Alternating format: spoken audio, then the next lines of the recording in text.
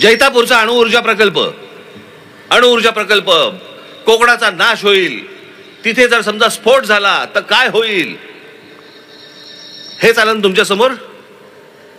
मी बरोबर बोलतोय?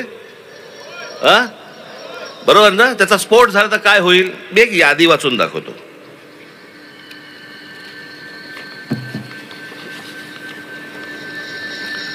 मी जगातलं बोलतच नाही, मी फक्त भारतातलं बोलतोय.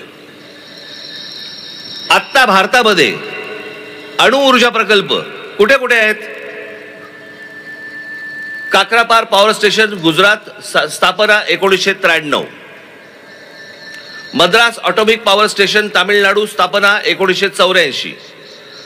नारोरा atomic power station Uttar Pradesh, स्थापना 1991. कासगा ऑटोमिक पॉवर स्टेशन कर्नाटक, स्थापना 2000. Rajasthan atomic power station 1980. Tarapur अणुऊर्जा प्रकल्प महाराष्ट्र 1969. कुंदकुलम अणुऊर्जा प्रकल्प तामिळनाडू 2013. एवढे अणुऊर्जा प्रकल्प आत्ता भारतामध्ये आहेत.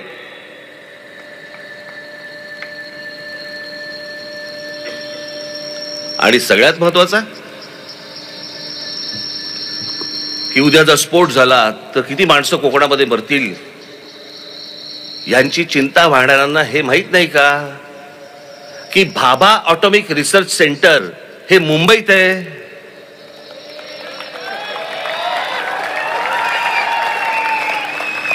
न्यूक्लिअर रिएक्टर स्फोट झाला तर कसला स्फोट होतो? न्यूक्लिअर रिएक्टरचा स्फोट होतो. न्यूक्लिअर रिएक्टर मुंबईत आहे.